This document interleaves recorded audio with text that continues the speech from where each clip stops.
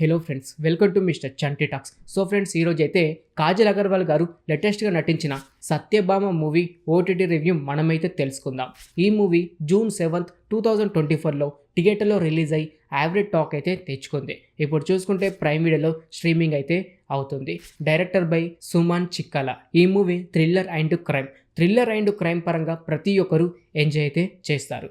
బేసిక్గా స్టోరీ విషయానికి వస్తే, పోలీస్ ఆఫీసర్ అయిన కాజల్ దగ్గరికి హసీనా అనే అమ్మాయి వచ్చి నా భర్త కొడుతున్నాడు, అలాగే నన్ను చంపే ప్రయత్నం చేస్తున్నాడు అని కేసు పెట్టిన తర్వాత కాజల్ ఎలాంటి ప్రాబ్లమ్స్లో ఇరుక్కుంది. హసీనాని తన భర్త ఎందుకని చంపే ప్రయత్నం చేశాడు, కాజల్ లైఫ్లో థ్రిల్లర్ అండ్ క్రైమ్ స్టోరీ ఎలా యాడ్ అయింది, ఇలా ప్రతి ఒక్కటి మీరు తెలుసుకోవాలంటే మాత్రం ఈ సత్యభామ మూవీ మీరైతే చూడాల్సిందే.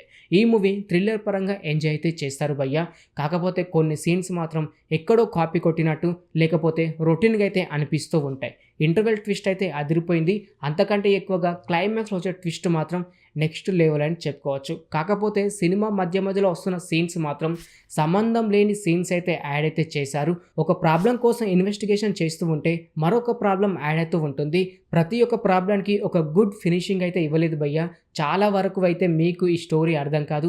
కాకపోతే కొన్ని సీన్స్ మాత్రం హైలైట్ అయితే అనిపిస్తుంటుంది.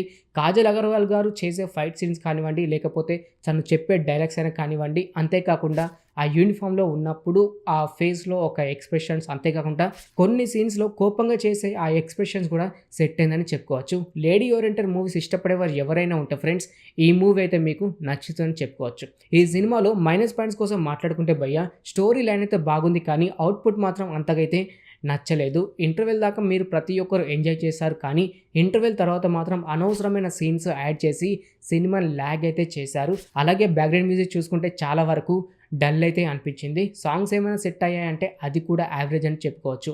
ఫైట్స్ ఈ విషయానికి వస్తే మాత్రం ప్రతి ఒక్క ఫైట్ అంటే క్లోజ్లోనే చూపించారు.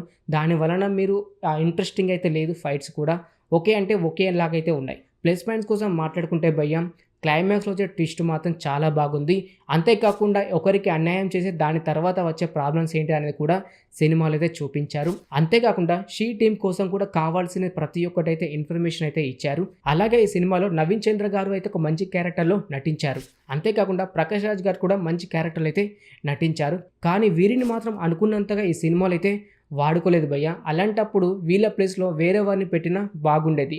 ఎక్కువగా స్క్రీన్ చూసుకుంటే కనుక కాజల్ గారిని అయితే ఎక్కువ సీన్స్ అయితే చూపించారు. కొన్ని సీన్స్ మాత్రం ఓవర్ యాక్షన్ అయితే అనిపిస్తుంటాయి, మరికొన్ని సీన్స్ మాత్రం నచ్చుతాయి. ఫ్రీగా ఉంటే వెళ్ళి చూడడానికి అయితే ట్రై చేయండి ఫ్రెండ్స్. ఇప్పుడు చూసుకుంటే అయితే ప్రైమ్ వీడియోలో స్ట్రీమింగ్ అయితే అవుతుంది. ఓకే ఫ్రెండ్, చూసారు కదా సత్యభామ మూవీ ఓటీటీ రివ్యూ. ఇంకిలాగే ప్రతి ఒక్క మూవీ ఓటీటీ రివ్యూ అండ్ ప్రతి ఒక్క వెబ్ సిరీస్ రివ్యూ, ఇలా ప్రతి ఒక్కటి మీరు తెలుసుకోవాలి అని అనుకుంటే మన ఛానల్ని సబ్స్క్రైబ్ చేసుకొని పక్కన ఉండే గంట సింబల్ని యాక్టివేట్ చేసుకోండి. మరొక మూవీ రివ్యూతో మీ ముందుకైతే వస్తాను. Thanks for watching.